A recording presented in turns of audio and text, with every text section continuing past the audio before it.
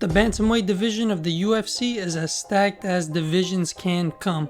I'm talking the likes of Sterling, Jan, Dillashaw, Davishvili, Sandman, Vera, Cruz, O'Malley, and Nurmagomedov. Oh wait, wrong one. And Nurmagomedov. The division is deep, and this weekend at UFC 280 in Abu Dhabi, the bantamweights are coming in full force. The co-main is set with the champ Aljamain Sterling taking on the former king TJ Dillashaw. Actually, hold up. Now that I think about it, what is this man's full name? I've been watching UFC for years now and don't know the guy's full name. But right before that, another major bantamweight bout is going down. The other former champ, Peter Yan, is taking on rising contender Sean O'Malley. And honestly, the winner of that fight is most likely getting a title shot next. So let's take a closer look into the UFC bantamweight division before it gets scrambled. Under a shit ton of heat, 12th ranked Sugar Sean O'Malley is taking on a robot killing machine in the form of Peter Yan. The matchup has gotten crazy heat since it was announced months ago. Fans of the community, intelligent journalists, and fighters have all expressed just how ridiculous a matchup this is. Yan sat at minus 500 to win at the start,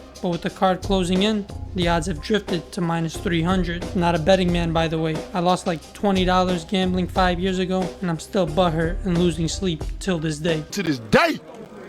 To this day! To this day! Nonetheless, both Yan and O'Malley are in pretty good positions where a win would set them up for a title shot against the winner of the fight, literally right after theirs. Peter captured the vacant belt back in July of 2020 with a win over the King of Rio, Jose Aldo. He'd faced Sterling in his first title defense at UFC 259 in March of 2021. Rewatching the fight, it honestly wasn't as one-sided as everyone made it out to be. The scorecards even had two of the judges having Yan up 2-1, and the third judge actually having it the other way around, Sterling being up 2-1 heading into the fourth. But what the hell do the judges know these days? It's not like they mess up decisions literally every other card, right? I mean, I get it. Yan was gaining the upper hand as opposed to Aljo, who was fading as the fight went on. But unfortunately, we never made it to the fourth round as Yan hit a downed Aljo with a nasty knee. Aljo was declared the winner and new champion, but was clearly hurt bad, knocked unconscious, and had to be stretchered out the octagon. Completely illegal knee. Hey, I mean, this could be a disqualification. He's concussed. He's hurt bad. It's not the way I wanted to win. That's not the way I envisioned this. And I just took the belt off, man. Thing up. Ooh.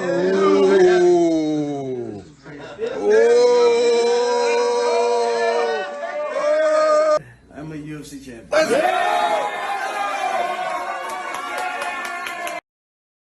From there, the two of them engaged in Twitter warfare, but Sterling was out with a life-changing neck surgery after getting some of that championship money, so Yan took on the Sandman at UFC 267 7 months later. The fight was actually pretty entertaining and technical, with Yan coming out on top with a unanimous decision. After that, the rematch with Sterling was set. Before the bout, everyone wrote Aljo off. He was scrutinized as being a fake champ, and the community thought that Yan was going to just bulldoze right through him. But as always, you never know what's going to happen in this sport. The two had a competitive fight, going all 5 rounds. Aljo ended up retaining the belt with a split decision win.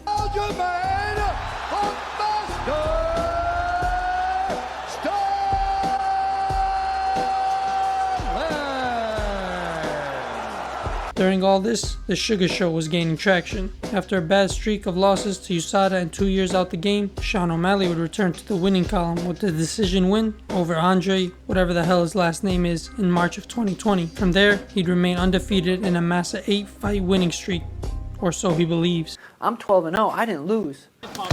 Oh! Huge Alright, let's switch gears to the co-main championship bout. Aljamain Sterling versus Tyler Jeffrey Dillashaw. I already gave a quick rundown on Aljo, so that leaves the final bantamweight fighter on the card. Dillashaw is a veteran in the game. He's 36, a 2-time former champ who's defended the belt 3 times. Oh, and he's a certified cheater. The dude has had a wild career that honestly deserves a complete video of its own. I'll make an in-depth take in the future, so keep a lookout on the channel. Still, here's a recent and quick rundown for now. Dillashaw captured the belt for his second time all the way back back in November of 2017. Yes, that's 5 years ago, and the year is 2022 now. He KO'd Cody Garbrandt to win the title and then KO'd him again in his first title defense. Tyler would then starve himself near death, Skeleton McGregor style, to make 125-pound flyweight for a chance at champ status. Triple C would quickly put an end to that dream, TKOing Dillashaw in the first round. TJ then ended up popping for EPO in the pre and post-fight drug tests and would be suspended for 2 years. He would finally return in July of 2021 and beat the Sandman in a close split decision. And all that leads us to where we are today. As always, here's my scummy Mystic Mac Darbizzle prediction. Remember to bet against me, Chael, and Drake to win. I'm going Jan by decision and Dillashaw by TKO. Remember to like, subscribe, and comment your predictions down below for the algo. I'll catch you all in the next one. Call me Mystic Mac because I predict these things.